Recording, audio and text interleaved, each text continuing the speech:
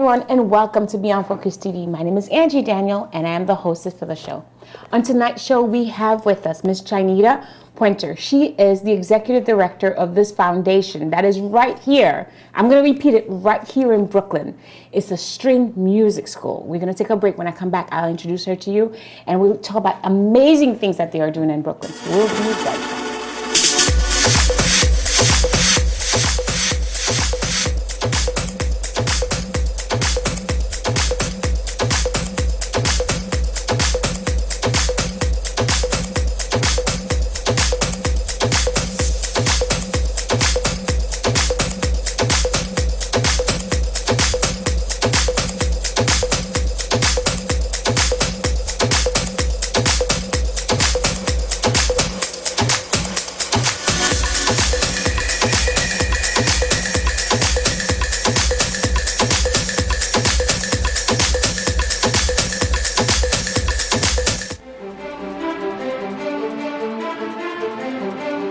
Welcome back to Beyond Focus TV. If you're just turning on your TV, you're here for a treat with Miss Chinita Pointer, Executive Director of the Pointer Foundation. Welcome, ma'am.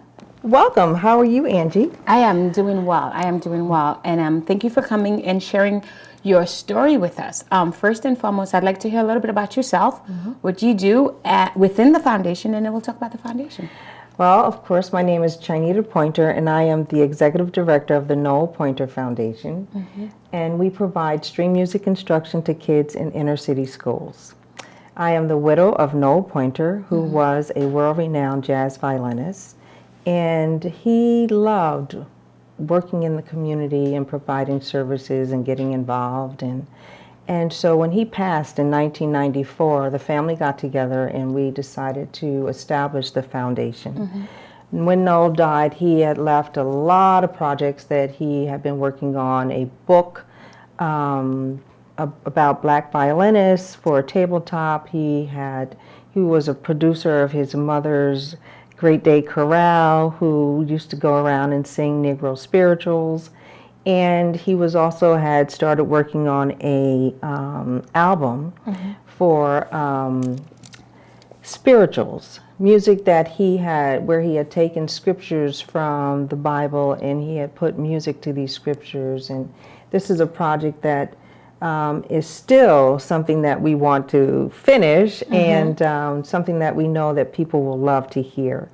And he recorded 7 CDs, and his last CD was Never Lose Your Heart. So from all the work that he did in the community and how involved he got with politicians and believing that literacy was something that was so important for our children in the community and in our public schools, you know, it was very important for us to start this organization to keep his legacy alive through music. You've mentioned part of story reading, recording his mom's songs.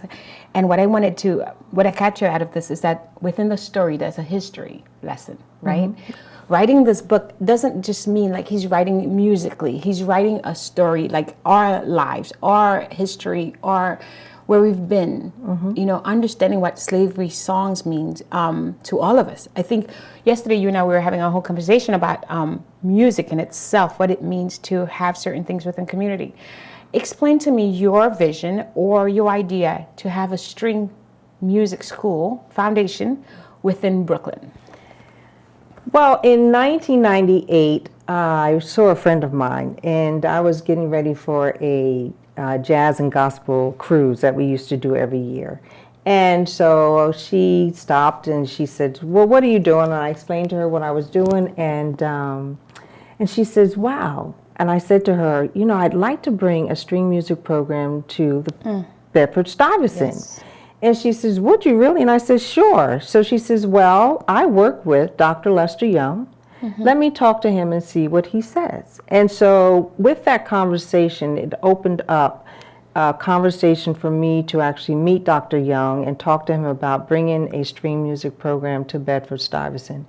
because my vision was always to have kids in Bed-Stuy and in inner city schools learn how to play string instruments and also learn classical music. Yes. Because I know that's something in our community that we don't listen to. Exactly. And kids in our community really would not pick up a string instrument, a violin, a viola, a cello, or a double bass. So being able to bring that kind of program into the public schools was a passion of mine and a vision of mine and a dream. Okay. So that's why we have the string music programs in our public schools. Oh, so you do work with public schools right now? Yes, when we started our program, we started in 1998 with one school at PS 44, okay. and we had 18 kids enrolled in that program. 10 of those students studied violin and 8 studied cello. Nice. In 5 months, because we have such fabulous teaching artists, yes, our kids were ready to audition for a Juilliard Music and Advancement program and also Manhattan School of Music program. My goodness. And so we had one student who got accepted, who attended, who now works with us in our office as our office assistant, and she also teaches, assistant teaches. Mm-hmm. So it's been really a great journey.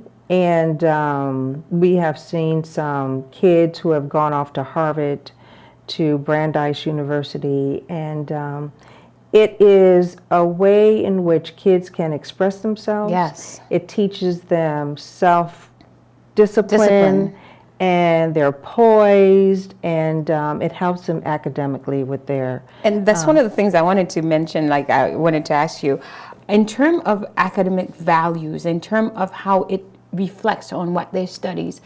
How do you think specifically, because there's people who plays music and there's people who plays piano. We all know a few kids who plays the piano, but the string in itself, the understanding of it, how important is that in terms of listening to great sounding voices? Well, you have to have, you have a good ear, so you're able to hear what you're listening to. But for our children, it's important. I mean, musicians today, everybody plays by ear. Yes. And so if you're playing by ear, you're not really learning how to read music and actually play it correctly. So for us, our goal, when we go into the public schools, it is very, very important for our kids to learn how to read music. Because we believe that if you learn how to read music, kids will be able to play with kids all over the world. Okay. And whether they're here or in another country, they can sit down and play because music is universal. So that is something that our kids get and that they find that's so important when learning and studying music. And for our teachers, when they come in, they know that that's one of the goals that from the time that we started our programs, that's something that they have to do. And I don't believe in taking a program into a public school for 8 weeks. Okay. Because I feel like if you do that, you're dumbing down your program. Yes. And so from September to May or June, our programs are in this public schools. Okay. So would we be able to get a listing of which school it is in? And then continuing of this conversation about music being in public school, I have a quick question for you, but we have to take a break. When I come back, we'll continue this conversation. Okay. We'll be right back. We're taking a break.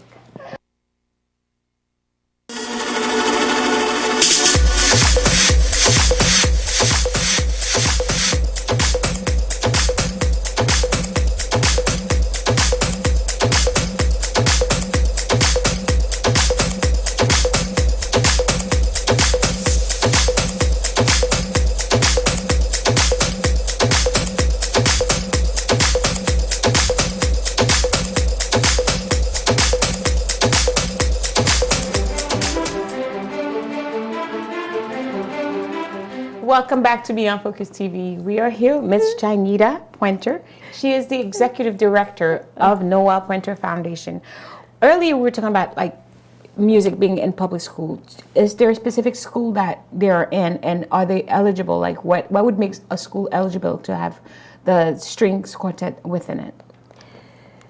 When we set up our programs, it's normally the principal who has heard about the successes of our programs, who contact the No Pointer Foundation and say that they want our program in their schools. So the principal, I'm just trying to, the principal would have to contact you. The principal contacts us. Okay. Yes. Okay. And they say, we want your program. And then what we do is we submit a budget. Okay. And once we submit the budget and we explain to them how this program works, when we are in a public school, we are in there for 2 days a week, 2 hours each day, because we Nice. believe in repetition. Yes. And then the kids can move, they learn quicker and they're able to comprehend. And by the time, say, 3 months, they're actually playing a piece, even if Yes. it's Twinkle, Twinkle and variations. But they contact us, and we're in 25 New York City public schools. Okay. We are in Bed-Stuy, we are in Bushwick, Crown Heights, Kensington. There's many public schools that we're in a number of neighborhoods, and we're in Staten Island, and we're in Queens. Okay. Is there an age rank for this music for the school? No. I know there's no age range to learn how to play music, but I'm just wondering, like, within the foundation, like when you go to a school, do you specifically go to elementary school or high school? No, we're actually in daycare center. Nice. So we work with kids who are 3 and 4, and we go up to high school. And then we have kids who come to us who are even in college. Okay. So there's no cap that we have on teaching children how to play string instruments. Okay. And earlier we were talking about like the in-depth of where our community is right now, and to have a program like the Noah Foundation, who's offering music classes instead of having kids in the street running. You understand? It's like we could do so much more, Yes. but we also have to be able to ask our government. This is where we think money needs to go into. This is where, if we don't have a voice, like you have the Noah Foundation offering string music to a community where it wouldn't be a normal thing. You understand? And then because you associate string music with a certain group of people. You understand what I mean? Absolutely. Yeah. So for us to be able to do that, what does it take financially? What in our part? I know it's not coming from me personally, but what does it take in our part to get involved? Well, even with the kids who are in our public schools, we find that we have a Saturday program and we also have a summer program. Yes, we need to have that. Okay. Yes. And our Saturday program, that runs from September to May and June also. Okay. But parents who bring their kids to our summer program, they actually pay tuition. Okay. We give a number of scholarships. We get a lot of scholarships because we see the need, and we also know that there are a lot of kids who are very talented, who want to be a part of our program, but parents may not have the resources. Okay, since you're talking about the summer program, I know that you have 4 different programs for the summer. Can you tell us, when does it start? What are they? What are the differences? This is really good. This is really good. I'm thinking like this would be a great thing for the summer for kids to do. So for our summer program, it's a 5-week program.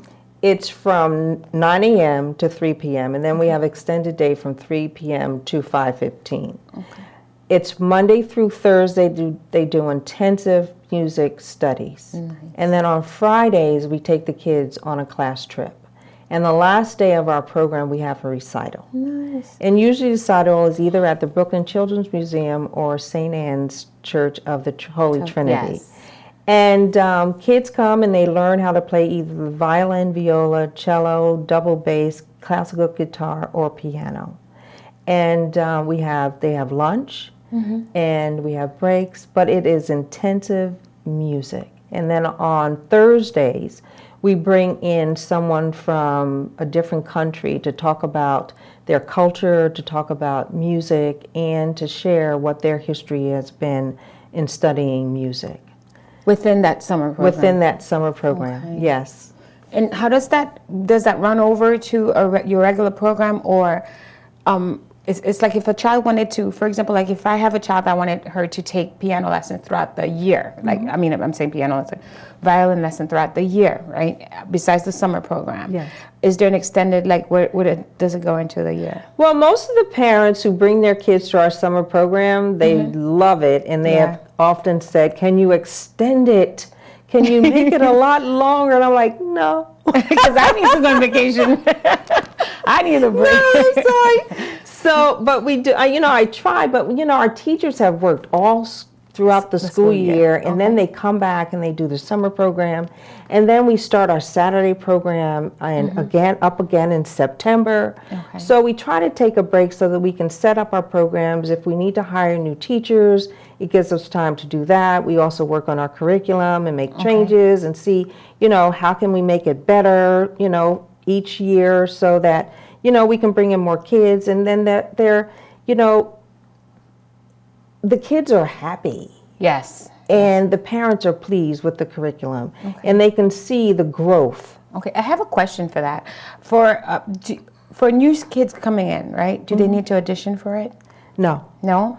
No, because most of our kids who come in are beginners. Oh, beginners. But when they leave, they are probably intermediate beginners. All right. So there's a progression. And when you are in a program such as ours, especially the music intensive, that's constant music throughout the day. So they get group instruction, they get private instruction, they get orchestra training, and they also, some of them who come in who are proficient, they could be a part of the Chinita Pointer Youth Orchestra. Good. So, and then we also have a Fantasia string players group that goes out and plays at different venues. I was hoping that you would talk about that, but we're going to take a short break because I want the community to hear about this, because there are so many other things that the Noah Foundation is doing within the community. I just want people to, this is part of where we're at. You understand? Yes. So let's enjoy this. We're going to take a short break. We'll be right back to talk about the Fantasia. Yes. Players. Yes. So that was a group that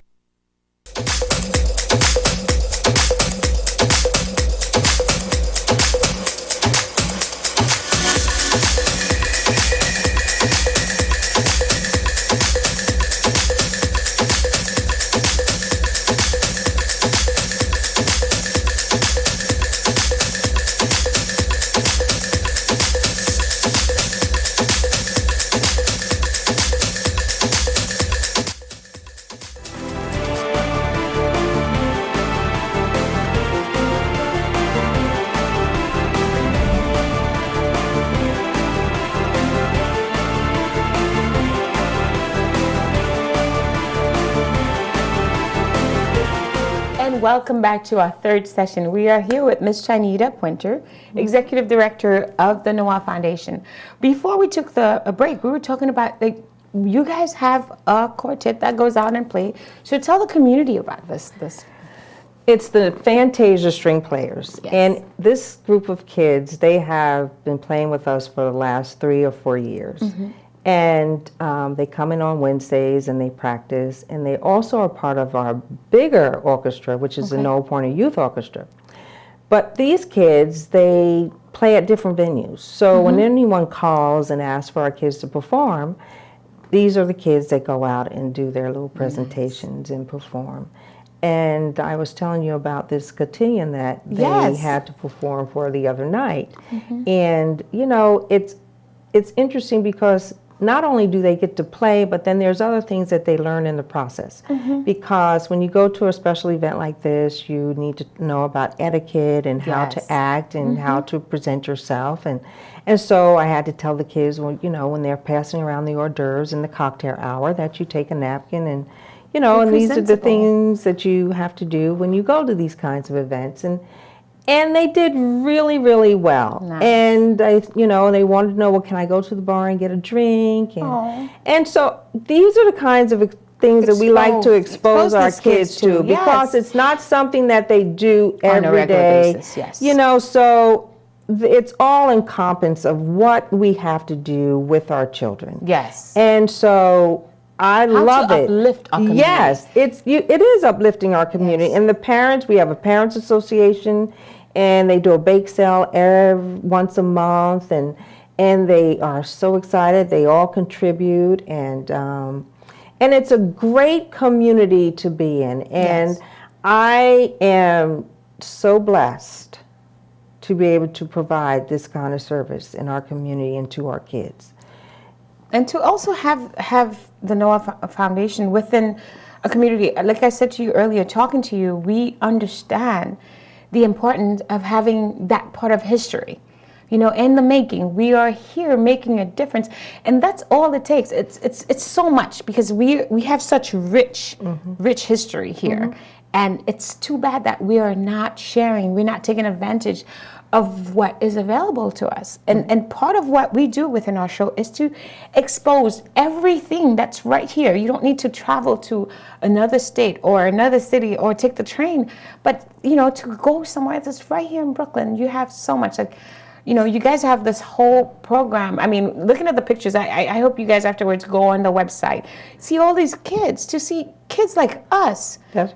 dressed all in white with a little, violin in their hands. It makes me really, really, really proud to see that. Well, I am so thankful. You are welcome. So what are the future plans that you guys have coming up?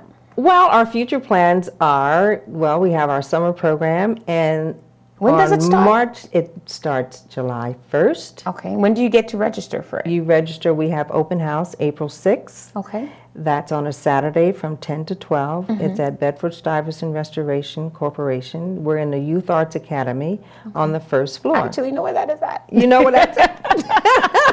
I know where that is at. Good. That's good. 247 Herkimer Street. Yes. And then we have, this upcoming Friday, we have a collaborative concert with the Brooklyn Conservatory. Nice. It'll be our No Pointer Youth Orchestra, along with professional musicians from NYU, Juilliard, and the Brooklyn Conservatory, doing Rhapsody in Blue with a full orchestra at St. Anne's in the Holy Trinity. It's this Friday, right? And that's March the 22nd at 7 p.m. Then we have our Fiddle Fest concert, where we invite all of our students from our 25 New York City public schools to come and do a play-up concert. That is and in the process of preparing kids for the Fiddle Fest, there's a packet put together by our artistic director, and the teachers get this packet of music, and they teach their kids all these songs. And so when they come together, by the end of this performance, we have about 200 plus kids up on stage doing Twinkle Twinkle and variations and some of these other pieces. Okay. It is a phenomenal thing to see. Where is that going to be? And that's going to be at Prospect Heights High School, which is across from the Brooklyn Park Museum. Yeah. It's 883 Clausen Avenue. yeah. Yes. Yeah. So that's at 2 o'clock, from 2 o'clock to 4. 2 to 4. And it's, it's good to have these things available. It's going to be on April 22nd.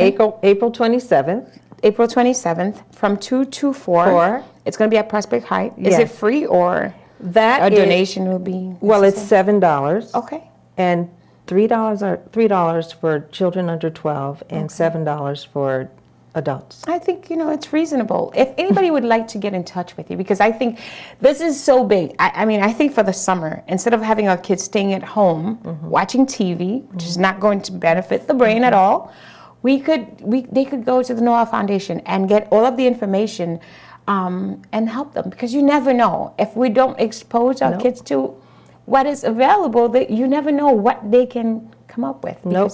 And with our program, we have found that, like last year, we prepare our kids to audition for these specialized high schools and middle schools. Good. So we've had kids who have gone to Mark Twain. We have kids at Frank Sinatra High School. We have kids at LaGuardia. And Mark Twain is really hard to get into music. If you don't get yourself prepared, you can't go anywhere. No, you can't. Yes, no, you can't. yes. But we have kids who are attending that school. Okay. We have kids who are in private schools. So we have kids who come from across the board, and who are very talented. Very talented. And take this string instrument instruction and performance very seriously. Okay. If anybody would like to get in touch with you, just to hear about the foundation, to donate to the foundation, or to come and see a performance, where can they reach you at?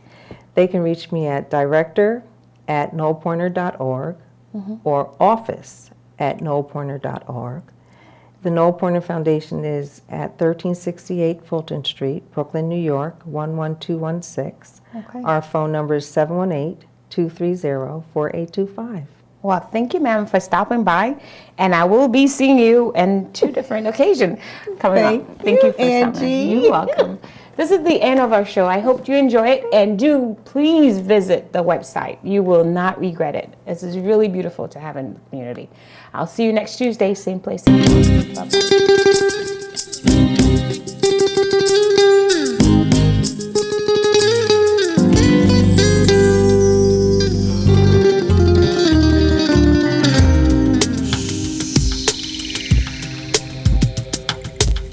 Ladies and gents, Didi.